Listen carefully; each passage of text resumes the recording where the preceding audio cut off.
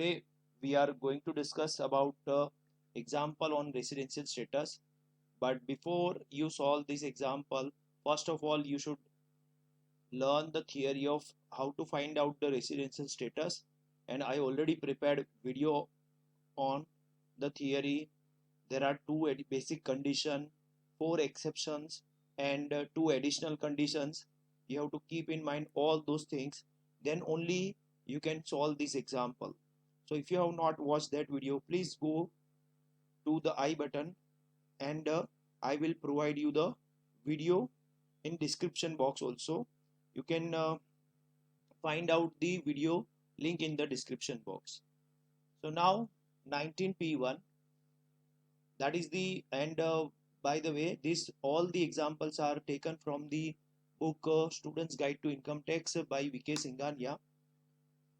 Now X left India for the first time on May 2020. During the financial year 22-23, he came to India once on May 27. That means ये India में May 27 को पहली बार आता है for a period of 53 days. 53 days के लिए ही आता है. Now what is the residential status for the assessment year 2023-24 that you have to identify. तो remember students, हमारा basic condition पहले आपको चेक करने का basic condition क्या है कि he is in India for 182 days or more during relevant previous year. तो ये condition satisfy नहीं होता. फिर second basic condition क्या है कि 60 days he is in India for 60 days or more during previous year, relevant previous year, and 365 days or more during 4 years immediately preceding the relevant previous year. So both the conditions are not satisfied because he is in India for only 53 days. So his residential status, because he does not satisfy any of the basic condition laid down in section 6 subsection 1, therefore he is non-resident in India for the assessment year 2023-24. तो ये आपको ध्यान में रखना है कि इसका residential status ये बन गया. नाउ नेक्स्ट वन, उसका एक प्रैक्टिस सम आपको दिया गया है कि अब यहाँ पे उसका क्या रेसिडेंशियल स्टेटस बनेगा. एक्स अ जर्मन टूरिस्ट, ये जर्मन टूरिस्ट है, comes to India for the first time on May 17, 2022. May 17, 2022 को पहली बार आता है. He leaves India on September 10, 2022. Determine residential status for the assessment year 23-24. Does it make any difference if he comes to India on a business trip or if he is a Indian citizen? तो यहाँ पे सबसे पहले आपको number of days का calculation करना पड़ेगा. तो इंडिया में एक्चुअली वहाँ पे तो डायरेक्ट सम आंसर दे दिया था कि 53 डेज. यहाँ पे May 17 को आता है और September 10, 2022 को जाता है. तो आपको वो इंडिया में कितने दिन रहा है वो आपको फाइंड आउट करना पड़ेगा सबसे पहले.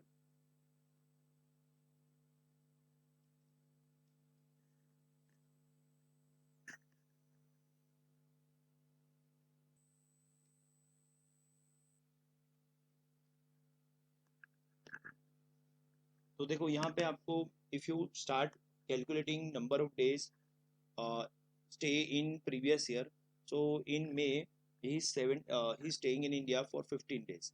How to determine that May, there are how many days in May? 31 days minus 17 plus 1. So if you do this, then you will get 15 days in May. Then June 30 days. Then you have to consider July 31 days, August 31 days, and September you have to consider 10 days because day of entry and day of exit is to be considered when time related information is not given. So total number of days are 117. Means he is in India for 117 days. Means first basic condition is not satisfied, and second basic condition 60 days or more, first part is satisfied but second part is not satisfied. And both the basic condition here, remember, whenever person is German tourist means both the basic condition is applicable. And second basic condition, he comes India on May 17, 2022 for the first time. That means before previous year he is not in India. तो पिछले 4 सालों का तो कोई data ही नहीं है. इस case में आपका पिछले 4 सालों में 365 डेज होना पॉसिबल नहीं है. तो दोनों कंडीशन, दोनों पार्ट सेटिस्फाई होना चाहिए तो ही वो रेसिडेंट बन सकता है। इसलिए इस केस में भी उसका आंसर क्या हो गया, नॉन रेसिडेंट हो गया, वो नॉन रेसिडेंट इन इंडिया हो गया, क्योंकि वो दोनों बेसिक कंडीशन सेटिस्फाई नहीं करता। इसलिए आपको क्या लिखना पड़ेगा answer, he does not satisfy any of the basic condition laid down in section 6 subsection 1. He is therefore non-resident in India for assessment year 2023-24. Now 19P2. X comes to India for the first time on April 16, 2020. During his stay up to October 5, 2020, he stays at Delhi up to April 10, 2022, and thereafter he remains in Chennai till his departure from India. Determine his residential status for the assessment year 23-24. Means now he comes India. X here citizenship is not mentioned, and person is Indian origin or Indian citizen is not mentioned, and he comes India for the first time on April 16, 2020. Means he is not coming into our previous year, he is coming before previous year. Now during his stay in India up to October 5, 2022, India में वो 5 अक्टूबर 22 तक रहता है, and Delhi में रहता है और थोड़ा, एंड देन वो चेन्नई में डिपार्चर कर जाता है। तो इससे कोई फर्क नहीं पड़ता, इंडिया में रहना जरूरी है, दिल्ली में रहता है, चेन्नई में रहता है, तो उससे कोई उसका रेसिडेंशियल स्टेटस में आंसर में चेंज नहीं आएगा। अब आपको इसका कैलकुलेशन ये फाइंड आउट करना है कि during the previous year 2022 x was present in India for 188 days. ये 188 डेज कैसे आया, जैसे वो अपना प्रीवियस ईयर स्टार्ट होता है 1 अप्रैल 22 से लेके 31 मार्च 2023, ये प्रीवियस ईयर है। अब वो अक्टूबर 5, 2022 में इंडिया में इतने टाइम तक रहता है, तो आपको पहले number of days find out करना पड़ेगा। जैसे अप्रैल 22 में 30 डेज में है पूरा का पूरा, क्योंकि वो जा रहा है, लीव्स इंडिया, तो फिर आपको अप्रैल से स्टार्ट करना पड़ेगा काउंटिंग। मई में 31 डेज, जून में 30 डेज, जुलाई में 31 डेज, अगस्त में 31 डेज, सितंबर में 30 डेज, एंड अक्टूबर में 5 days. So if you make total of this, you will get 188 days. Means he is India for more than 182 days. First basic condition is satisfied. So that means what? He becomes resident in India. ये आपका answer बन जाएगा कि वो क्या बन गया, resident in India बन गया। A resident individual is either ordinarily resident or not ordinarily resident. अब आपको ये फाइंड आउट करना है वो ROR है या RNOR है। उसके लिए आपको 2 एडिशनल कंडीशन चेक करना पड़ेगा, और 2 एडिशनल कंडीशन क्या है, वो इंडिया में 2 years out of 10 years resident होना चाहिए, एंड 730 डेज 7 years में होना चाहिए। अब वो आपको ध्यान में रखना है कि अप्रैल 16, 2020 में इंडिया में पहली बार आता है, तो अगर आप अप्रैल में काउंट करोगे डेज तो आपका 360 यानी 182 डेज से ज़्यादा ही हो जाएगा, बिकॉज वो पहली बार इंडिया में अप्रैल 20 में आता है। This condition requires that x should be resident in India for 2 years out of 10 years preceding the relevant previous year. Here X is resident in India for the previous year 2021, means जिस साल वो आता है India में उस साल भी वो रेसिडेंट है, क्योंकि अप्रैल 16 में आता है, मीन्स वो 182 डेज से ज़्यादा ही इंडिया में रहेगा, और 21-22 तो पूरा 365 डेज इंडिया में ही रहा था, इसलिए फर्स्ट बेसिक कंडीशन सेटिस्फाई होगा यहाँ पे भी और यहाँ पे भी, तो वो दोनों केस में रेसिडेंट हो गया। मीन्स पहला हमारा जो बेसिक कंडीशन था वही सेटिस्फाई हो जाता है, मीन्स 2 years के लिए वो रेसिडेंट बन गया आउट ऑफ 10 years, तो हमारा फर्स्ट एडिशनल कंडीशन सेटिस्फाई हो गया। अब आपको ये चेक करना है कि लास्ट जो 7 years है उसमें वो कितना दिन रहता है। तो यहाँ पे अप्रैल 16, 2020 से लेके मार्च 31, 2020 तो आप काउंट करोगे तो आपका डेज आएगा 715 आएगा। मीन्स अब 715 means second additional condition is not satisfied, क्योंकि 730 डेज चाहिए मिनिमम, और वो 715 डेज हो रहा है। That means x satisfy one of the basic condition and only one of the additional condition, ऐसा हो गया, एक बेसिक सेटिस्फाई किया, एक एडिशनल सेटिस्फाई किया। इसका मतलब उसका रेसिडेंशियल स्टेटस क्या बन गया, resident but not ordinarily resident in India बन गया। और आपको याद रखना है कि जब भी ROR कब बनता है, जब उसको दोनों एडिशनल कंडीशन सेटिस्फाई करता है तो ही ROR बनता है। वन और नॉन एडिशनल कंडीशन सेटिस्फाई करता है तो उसका resident but not ordinary resident बन जाता है। देखो बेसिक कंडीशन सेटिस्फाई करना बहुत जरूरी है, तभी आप एडिशनल कंडीशन चेक कर सकते हो। अगर बेसिक कंडीशन ही सेटिस्फाई नहीं होता तो ऊपर वाले 2 सम में हमने किया कि उसको डायरेक्टली नॉन रेसिडेंट लिख दिया और फिर सम को आगे नहीं बढ़ाया। यहाँ पे उसने फर्स्ट बेसिक कंडीशन सेटिस्फाई कर लिया था, इसलिए हमने आगे एडिशनल कंडीशन चेक किया और यहाँ पे ऐसा continuous stay is not important at all, वो कहाँ पे रहता है, दिल्ली में रहता है, चेन्नई में रहता है, वो इम्पोर्टेंट नहीं है, इसलिए place is not important. So therefore the information that X is in Delhi up to April 10, 2020 is irrelevant.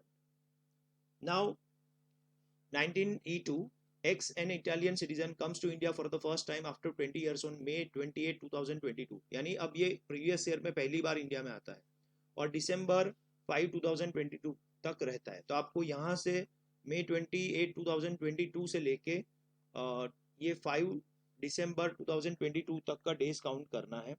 तो अगर आप डेज काउंट करोगे तो आपको नंबर ऑफ डेज मिलेगा कि कितना डेज वो रहता है इंडिया में, और ये सारा इंफॉर्मेशन मिलेगा. तो आपको मे का डेज काउंट करना है.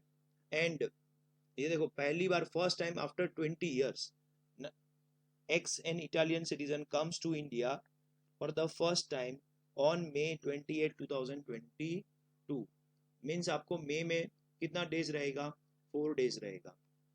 फिर जून में 30, देन जुलाई 31, अगस्त 31, देन सितंबर, अक्टूबर, नवंबर एंड दिसंबर में 5 डेज. यहाँ पे उसका टोटल हो जाएगा 192 days. Means first basic condition is satisfied. But वो इंडिया में पहली बार 2022 में आता है, तो अब आपको एडिशनल कंडीशन लिखना है, बट कोई भी एडिशनल कंडीशन सेटिस्फाई नहीं कर पाएगा.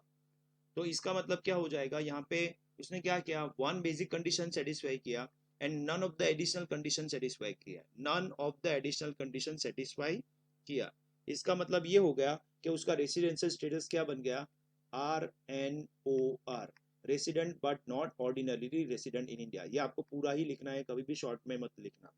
नाउ अब 19P3, X was born in Chennai in 1992. Later on, he migrated to Canada in June 2016 and took the citizenship of that country with effect from December 26, 2021. पहले वो 1992 में India में born हुआ था, दैट मीन्स इंडियन सिटीजनशिप है उसका. फिर वो कनाडा माइग्रेट हुआ और उसने वहाँ का सिटीजनशिप ले लिया. Means now he is a Canadian citizen. Now his parents were born in Bengal in 1960. उसके पेरेंट्स जो थे वो 1960 में इंडिया में बॉर्न हुए थे, but grand parents were born in India in 1946. इसका मतलब ये होता है, अगर आपने मेरा पहला वाला वीडियो देखा है, तो अगर उसका ग्रैंड पेरेंट्स पैटर्नल और maternal born in undivided India, that means before 1947, तो उसका इंडियन ओरिजिन माना जाता है. तो इसका मतलब एक्स का क्या हो गया, person of Indian origin, IO हो गया. He comes to India. अब इसके लिए अब आपको देखना है कि वो इंडिया में किस पर्पस के लिए आता है. He comes to India during 2022-23 for visit purpose. इसका मतलब ये हो गया कि exception number two is applicable to him. Means अब आपको सेकेंड बेसिक कंडीशन चेक नहीं करना है, जो भी डिसीजन लेना है वो सिर्फ पहली बेसिक कंडीशन से ही लेना है. एक्सेप्शन नंबर 2 क्या है, इफ एनी इंडियन सिटीजन और Indian origin comes to India for visit purpose, then resident or non-resident, you have to check only on the basis of first basic condition. Second basic condition is not applicable. So during earlier 4 years, that is April 1, 2018 to March 31, 2022, he was in India for 400 days.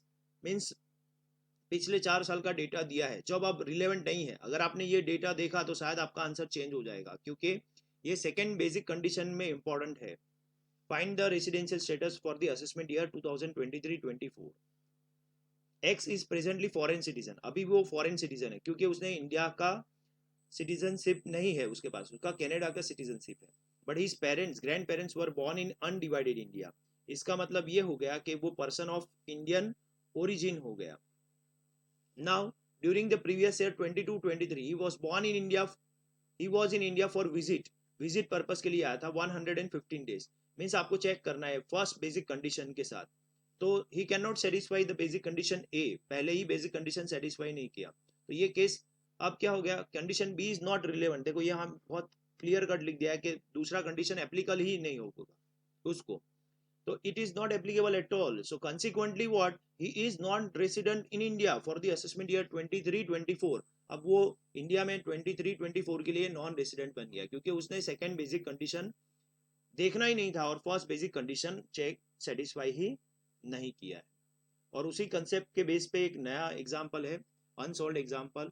X a foreign citizen comes to India for the first time on June 20, 2022. On September 6, 2022, he leaves India for Burma on a business trip. He comes back on January 1, 2023. फिर वो वापस आता है। तो he maintains a dwelling place in India from the date of his arrival in India, that is June 20, 2022 till January 15, 2023. Now he leaves for Kuwait. तो यहाँ तक वो इंडिया में रहता है, फिर वो कुवैत चला जाता है। Determine is residential status for the assessment year 23-24. Does it make any difference if x is a person of Indian origin? अगर वो इंडियन ओरिजिन का पर्सन होता तो क्या कोई डिफरेंस होता? तो यहाँ पे आपको देखना है कि देखो, पहले ये फॉरेन, अपने एक क्वेश्चन सॉल्व करते हैं कि वो फॉरेन सिटीजन है, वो इंडिया में आता है 6 सितंबर 2022 को, और जून में आता है, ऑन सितंबर 6 जून 20 2022 में आता है, on September 6 2022 he leaves India. तो यहाँ से एंट्री, ये एग्जिट है। वापस वो एक बार वापस जनवरी में आता है, अगेन एंट्री जनवरी 1 2023 में होता है, और एग्जिट होता है जनवरी 15 2023 में होता है। तो आपको 2 बार डेज कैलकुलेट करना पड़ेगा। 79 + 15, then your answer is 94, and 94 total मिलाओगे, देखो यहाँ से जून से लेके सितंबर 16 तक 79 डेज है, और फिर 15 डेज है, तो दोनों को मिला लोगे तो 94 डेज आ जाएगा। तो अब आपको देखना है कि फर्स्ट बेसिक कंडीशन सेटिस्फाई होता है कि नहीं। तो फर्स्ट बेसिक, अगर वो फॉरेन सिटीजन है तो इसका मतलब आपको दोनों बेसिक कंडीशन चेक करना है। तो फर्स्ट बेसिक कंडीशन 182 डेज वाला तो सेटिस्फाई नहीं हुआ यहाँ पे, क्योंकि 94 डेज था। अब 60 डेज था, तो 60 डेज से तो ज़्यादा हुआ, तो that mean second basic condition का फर्स्ट पार्ट सेटिस्फाई हुआ। अब आप चेक करो कि पिछले 4 सालों में क्या वो इंडिया में 182 365 डेज या उससे ज़्यादा था। तो यहाँ पे वो इंडिया में पहली बार ही 2022 में आया है, इसका मतलब उसके पहले वो इंडिया में था ही नहीं। तो पिछले 4 सालों में उसका 365 डेज का जो कंडीशन है वो कंप्लीट नहीं होगा, इसका मतलब उसने सेकेंड बेसिक कंडीशन भी सेटिस्फाई नहीं किया, तो उसका रेसिडेंशियल स्टेटस क्या बन गया? नॉन रेसिडेंट बन गया। अब वो पर्सन ऑफ इंडियन ओरिजिन होता तो क्या आपका आंसर चेंज होता? तो देखो, पर्सन ऑफ इंडियन ओरिजिन होता ना, तो हम सेकेंड बेसिक कंडीशन जो अभी चेक कर रहे थे वो चेक ही नहीं करेंगे। इसका मतलब हमें जो डिसीजन लेना होगा वो फर्स्ट बेसिक कंडीशन पे ही लेना होगा, 182 डेज के हिसाब से ही लेना पड़ेगा। और 182 के हिसाब से देखेंगे तो उसका सिर्फ 94 डेज हो रहा है, और 94 डेज हो रहा है, दैट मीन्स क्या हो गया? वो डायरेक्ट नॉन रेसिडेंट हो गया। तो तुम्हारा आंसर जो सेकंड क्वेश्चन पूछा है कि इंडियन ओरिजिन होता तो does it make any difference, तो उसका आंसर आएगा नो, इसमें कोई फर्क नहीं पड़ेगा। Now next 19P4, X, a foreign national not being a person of Indian origin, comes to India for the first time on April 15, 2018.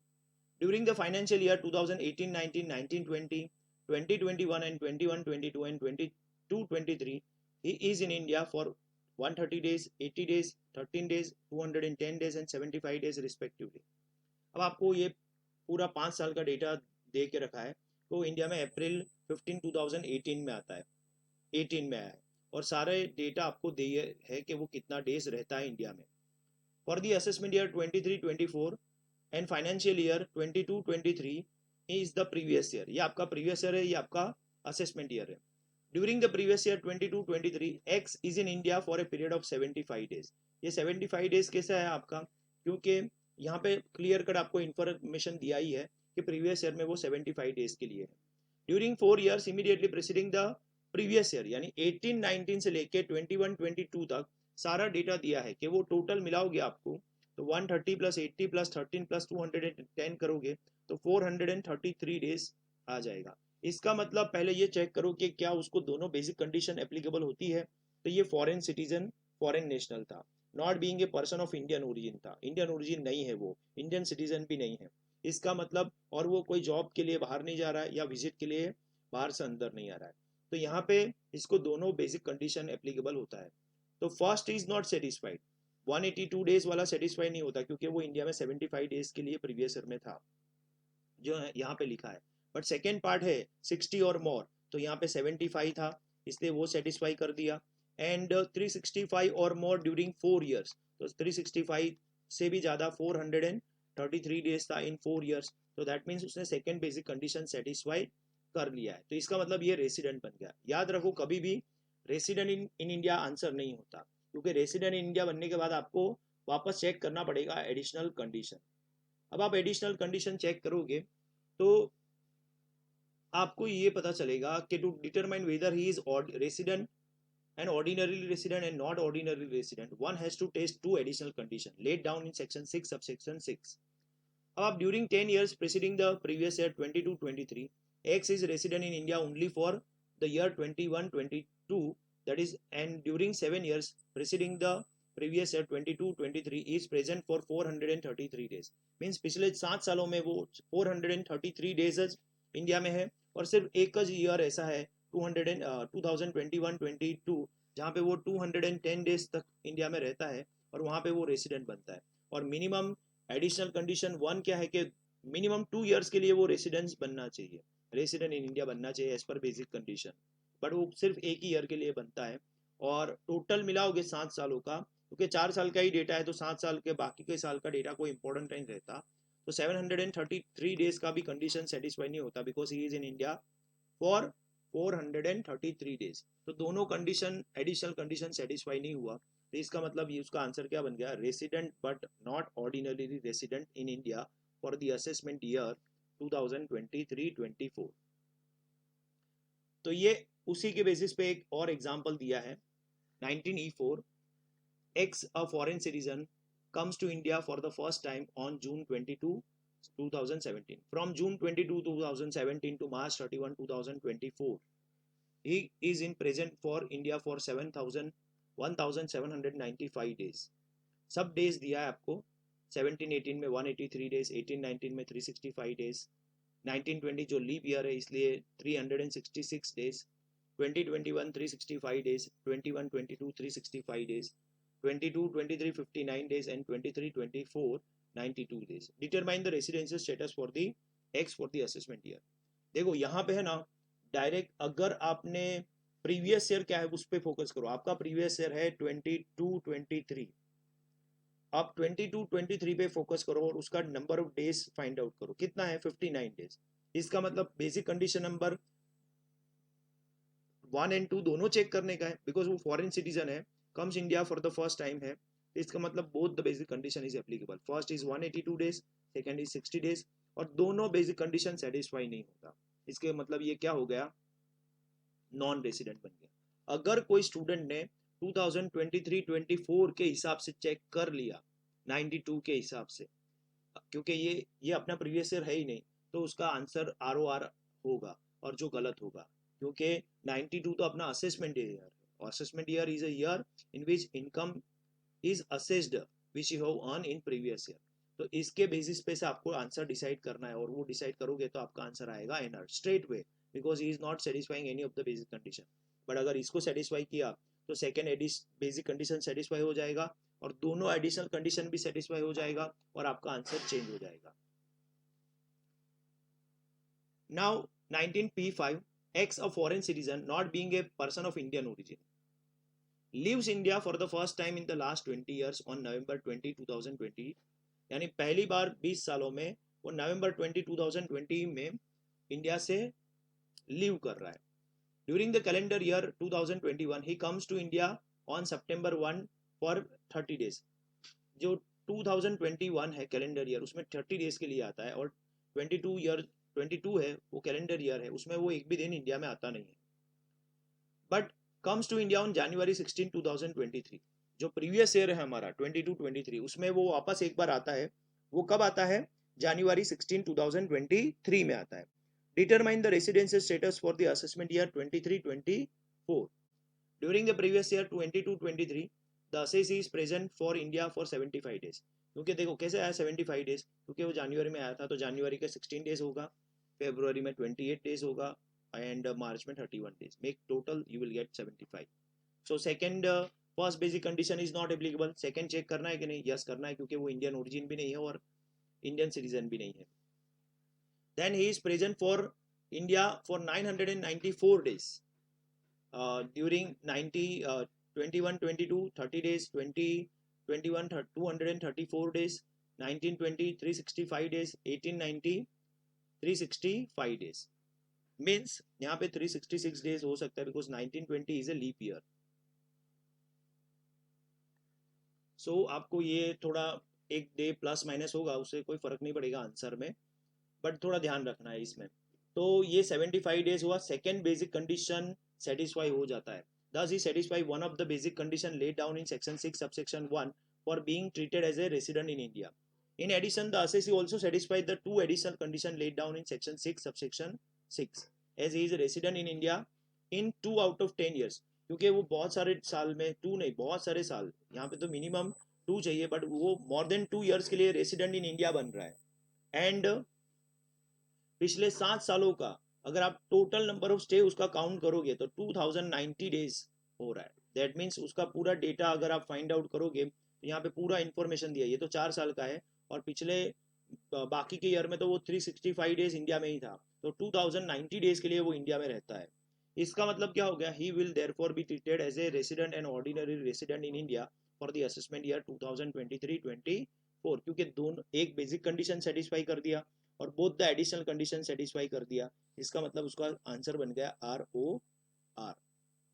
अब 19E5, a foreign citizen not being a person of Indian origin leaves India for the first time in last 12 years on June 15, 2020. During the calendar year 2021, he comes to India on November 20 for a period of 46 days. ये same example है, ऊपर जो दिया था वही same example है.